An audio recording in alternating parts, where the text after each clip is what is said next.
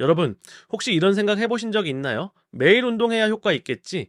땀 뻘뻘 흘려야 살 빠지는 거 아니야? 근육통이 있어야 제대로 운동한 거겠지?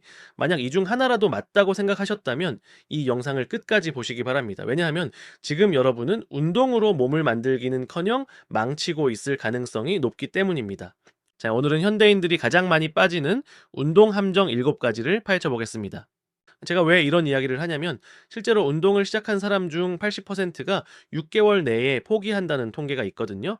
그리고 그 이유 중 상당수가 바로 오늘 말씀드릴 잘못된 상식 때문입니다. 첫 번째 함정부터 보시죠. 매일 운동해야 효과적이다. 이건 정말 큰 착각입니다. 미국 스포츠의학회의 연구에 따르면 근력 운동은 주의에서 3회, 같은 근육군은 48에서 72 시간 간격을 두고 해야 한다고 명시되어 있습니다. 왜냐하면 근육은 운동할 때 자라는 게 아니라 휴식할 때 자라기 때문입니다. 운동을 하면 근육 섬유에 미세한 손상이 생기고 이것이 회복되면서 더 강한 근육으로 재생되는 것을 초회복이라고 합니다. 자, 이 과정에는 최소 24에서 48시간이 필요해요.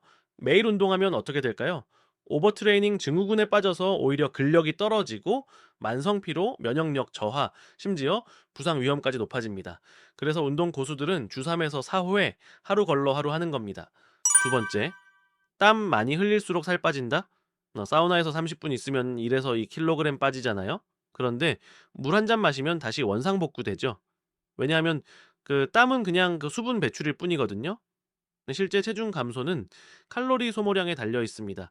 하버드 의대 연구에 따르면 70kg 성인이 1시간 동안 소모하는 칼로리는 이래요. 주목할 점은 웨이트 트레이닝이 러닝보다 칼로리 소모는 적지만 운동 후 24에서 48시간 동안 신진대사가 활발해지는 애프터번 효과가 있다는 겁니다. 그래서 땀 흘리는 것에 집착하지 말고 본인의 체력과 목표에 맞는 강도로 꾸준히 하는 게 중요합니다. 세 번째, 근육 운동과 유산소 하나만 선택해야 한다? 30대부터 40대 직장인들이 가장 많이 하는 고민이죠. 자, 시간도 부족한데 뭘 선택해야 하나? 결론부터 말씀드리면은 둘 다 해야 합니다. 왜 둘 다 해야 할까요? 근력 운동은 기초 대사량을 올려줍니다. 근육 1kg이 늘면 하루 기초 대사량이 13에서 15칼로리 증가해요. 별거 아닌 것 같지만 1년이면 5000칼로리, 체지방 약 0.7kg에 해당하는 양입니다. 유산소 운동은 심폐지구력과 혈관 건강을 책임집니다. 특히 30대 이후 심혈관 질환 위험이 급증하는 우리에게는 필수입니다. 시간이 부족하다면 근력 운동과 유산소를 결합한 서킷 트레이닝을 추천합니다. 30분으로도 충분한 효과를 볼 수 있어요. 네 번째, 아픈 게 효과적인 운동이다? 이건 정말 위험한 발상입니다. 운동 후 느끼는 근육통과 부상은 완전히 다른 이야기예요. 정상적인 근육통은 운동 후 24에서 48시간 뒤에 나타나며 3에서 5일 내에 자연스럽게 사라집니다. 이건 근육이 성장하고 있다는 신호입니다. 하지만 운동 중이나 직후 느끼는 예리한 통증, 관절 통증, 며칠이 지나도 가시지 않는 통증은 부상의 신호입니다. 자, 스포츠 의학 연구에 따르면 부상을 당하면 회복하는 동안 근력이 오히려 감소하고 재부상 위험이 높아집니다. 실제로 스포츠 선수들의 부상 통계를 보면 한 번 부상당한 부위는 재부상 확률이 2에서 8배 높다고 나와 있어요. 다섯 번째, 운동 후 30분 골든타임에 단백질 섭취해야 한다. 헬스장에서 운동 끝나자마자 단백질 쉐이크 들이키는 분들 많이 보셨죠? 네, 국제스포츠 영양학회의 최신 연구를 보면 이 30분 골든타임은 과장된 마케팅에 가깝습니다.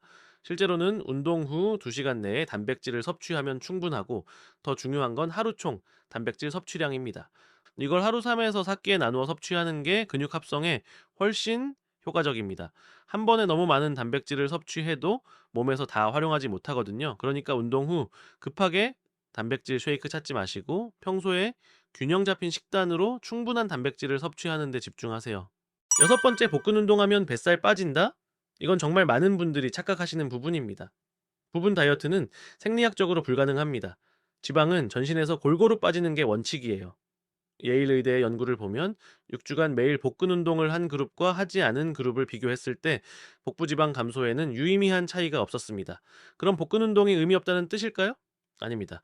복근 운동은 코어 근력을 강화해서 허리 건강에 도움이 되고 자세를 개선해 줍니다. 하지만 뱃살 빼는 효과는 제한적이에요. 뱃살을 빼려면 전신 근력 운동과 유산소 운동을 병행해서 전체 체지방률을 낮춰야 합니다. 남성은 체지방률 15% 이하, 여성은 20% 이하가 되어야 복근 라인이 보이기 시작합니다. 마지막 일곱 번째, 나이 들면 운동해도 소용없다? 30대부터 40대 되면서 이런 생각 한 번씩 해보셨죠? 이미 늦었나? 절대 그렇지 않습니다. 터프츠 대학교의 연구를 보면 87에서 96세 고령자들도 8주간 근력 운동을 하니까 근력이 평균 174% 증가했습니다. 네, 심지어 일부는 300% 이상 증가했어요. 네, 또 다른 연구에서는 65, 세 이후에 운동을 시작한 사람들도 6개월 만에 20대, 30대 수준의 근력을 회복할 수 있다고 나와 있습니다. 나이가 들면서 근육량이 줄어드는 것은 사실입니다. 30세 이후 매년 0.5.1%씩 감소하죠. 하지만 이건 운동으로 충분히 막을 수 있고 오히려 늘릴 수도 있습니다. 자, 특히 30대부터 40대까지는 운동 효과가 가장 좋은 시기입니다. 성장 호르몬과 테스토스테론 수치가 아직 충분하고 회복력도 빠르거든요. 그러니까 이미 늦었다고 생각하지 마시고 지금이 가장 좋은 시기라고 생각하세요.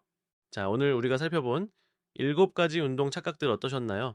정리하면 첫 번째, 매일 운동보다는 주 3에서 4회 적절한 휴식. 두 번째, 땀보다는 칼로리 소모에 집중.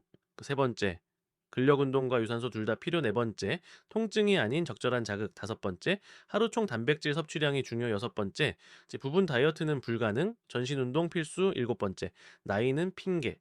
그래서 지금이 가장 좋은 시기입니다. 여러분, 운동은 마라톤입니다. 단거리 질주가 아니에요. 완벽한 운동 계획보다는 꾸준히 실행할 수 있는 현실적인 계획이 중요합니다. 주 3회, 30분만 투자해도 충분히 건강한 몸과 마음을 만들 수 있어요. 그리고 가장 중요한 건 운동을 해야 하는 것이 아니라 하고 싶은 것으로 만드는 겁니다. 본인이 즐길 수 있는 운동을 찾아서 꾸준히 하는 것, 그게 진짜 성공하는 운동의 비결입니다. 오늘 영상이 도움이 되셨다면 좋아요와 구독 부탁드리고 댓글로 여러분의 운동 경험이나 궁금한 점들 남겨주세요.